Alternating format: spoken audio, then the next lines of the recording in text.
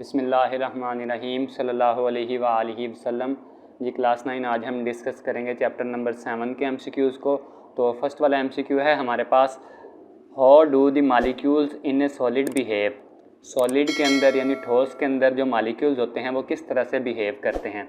तो आपको पता है जो सॉलिड होता है उसके अंदर वाइब्रेशनल मोशन पाई जाती है, यानी उसके मालिक्यूल्स वाइब्रेट करते हैं और अपनी मीन पोजीशन के इर्द गिर्द वाइब्रेटरी मोशन करते हैं। तो इस वजह से हमारे पास जो बी वाला ऑप्शन होगा, vibrate about their mean position, ये वाला ऑप्शन हमारे पास करेक्ट ऑप्शन होगा। तो हम बी वाले ऑप्शन के ऊपर टिक लगा देंगे। नेक्स्ट है हमारे पास, what type of motion is of the molecules in a gas. तो हमने बताना है गैस के मालिक्यूल्स के अंदर कौन सी मोशन पाई जाती है।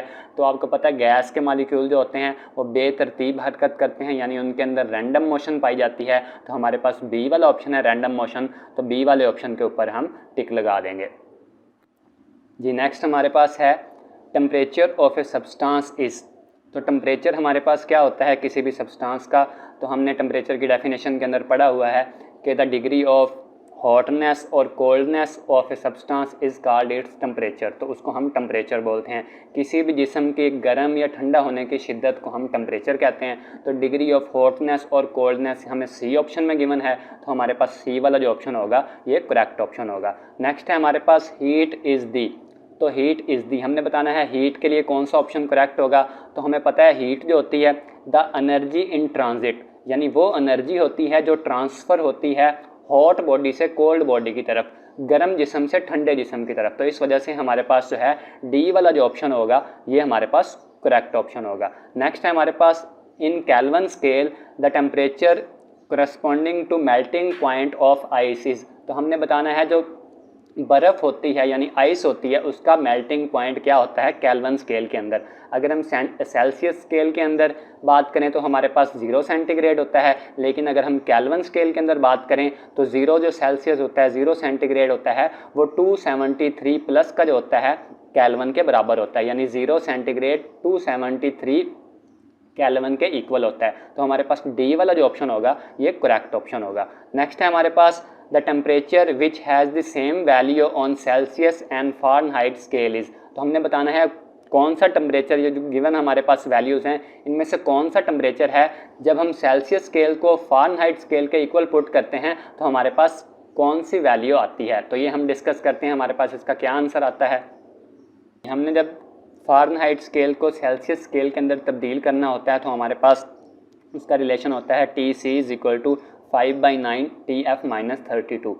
तो क्योंकि हमने यहाँ पे बताना है कि जब सेल्सियस स्केल को फ़ारेनहाइट स्केल के इक्वल पुट किया जाता है तो हमारे पास क्या वैल्यू आती है, तो TC को हम TF के इक्वल पुट कर देंगे। TC से मुराद टेम्परेचर इन सेल्सियस स्केल या सेंटीग्रेड स्केल और TF से मुराद टेम्परेचर इन फ़ारेनहाइट स्केल। तो हमारे पास अब हमने TC को TF के इक्वल पुट करना है, यानी इस TC की जगह पे हम TF पुट कर देंगे। तो ये आ जाएगा TF is equal to 5/9 TF - 32। ऊपर वाला सेम हमारे पास वैसे ही आ जाएगा। नेक्स्ट हम क्या करेंगे कि यहाँ से क्योंकि ये डिवाइड हो रहा है 9 यहाँ पे, तो इस साइड पे जाके 9 मल्टीप्लाई हो जाएगा तो 9 TF आ जाएगा और इज़ इक्वल टू 5 को अंदर मल्टीप्लाई कर देंगे 5 TF और 5 को 32 के साथ मल्टीप्लाई करवाएंगे तो 160 आ जाएगा, माइनस था तो साथ में माइनस आ जाएगा।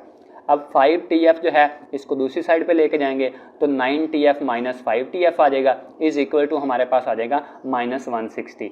9 में से 5 को निकालेंगे तो 4 बच जाएगा, 4 TF हमारे पास आ जाएगा इज़ इक्वल टू -160। अब हम क्या करेंगे, 4 इसके साथ मल्टीप्लाई हो रहा है तो इस साइड पे आके 4 डिवाइड हो जाएगा, तो 4 को डिवाइड कर देंगे इस साइड पे तो हमारे पास जो है -160/4 आ जाएगा और इसको हम कैंसिल कर लेंगे।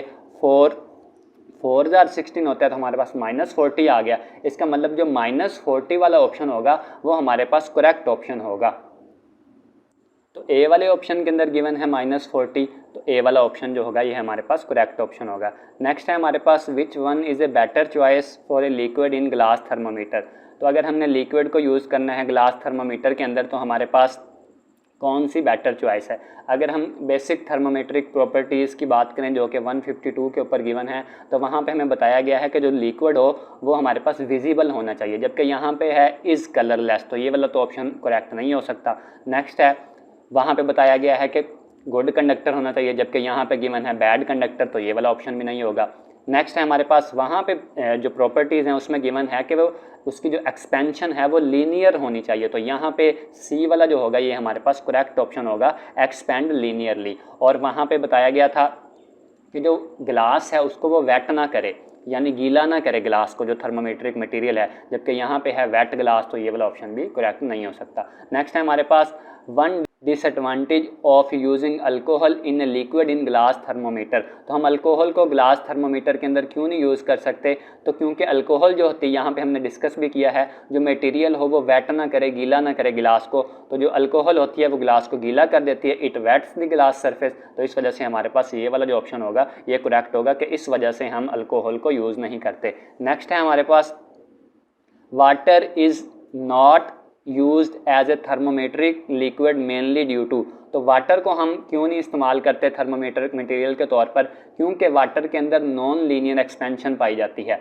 आपको पता है कि एक्सपेंशन जो है वो लीनियर होनी चाहिए अगर हमने उसको यूज़ करना है एज ए थर्मोमीटर मटेरियल, लेकिन वाटर के अंदर नॉन लीनियर एक्सपेंशन पाई जाती है, क्योंकि पानी का तर्ज अमल जो होता है, पानी क्या करता है, 0 सेंटीग्रेड के ऊपर पानी एक्सपेंड करता है, 0 से 4 सेंटीग्रेड के दरमियान में कॉन्ट्रैक्ट करता है, और जब 4 सेंटीग्रेड पे आता है तो फिर से एक्सपेंड करना शुरू कर देता है। तो इसका नॉन लीनियर एक्सपेंशन है, तो इस वजह से हमारे पास सी वाला जो ऑप्शन होगा ये हमारे पास करेक्ट होगा। नेक्स्ट है हमारे पास a thermometer has a narrow capillary tube so that it. तो जो थर्मोमीटर होता है उसकी जो कैपिलरी ट्यूब होती है वो नैरो होती है, तंग होती है। तो वो तंग क्यों बनाई जाती है? तो क्योंकि जैसे ही हम टेम्परेचर को बढ़ाएं तो उसके अंदर क्विक रिस्पांस आना चाहिए, यानी टेम्परेचर जैसे ही बढ़ेगा तो ट्यूब जब तंग होगी तो क्या होगा, उसके अंदर जो भी लिक्विड होगा वो जल्दी से राइज कर जाएगा। तो इस वजह से उस ट्यूब को जो है वो तंग बनाया जाता है कि क्विकली रिस्पॉन्ड करे टेम्परेचर चेंज के साथ। तो हमारे पास ए वाला जो ऑप्शन होगा ये करेक्ट ऑप्शन होगा। नेक्स्ट है हमारे पास which thermometer is most suitable for recording rapidly varying temperature. अगर टेम्परेचर में तेज़ी से तब्दीली आ रही है तो हम कौन सा थर्मोमीटर इस्तेमाल करेंगे? तो हम थर्मोकपल थर्मोमीटर इस्तेमाल करेंगे, क्योंकि थर्मोकपल थर्मोमीटर जो होता है तेज़ी से जब टेम्परेचर में तब्दीली आती है तो वो उसको मेजर कर सकता है आसानी के साथ। तो इस वजह से हमारे पास जो ए वाला ऑप्शन होगा ये करेक्ट ऑप्शन होगा।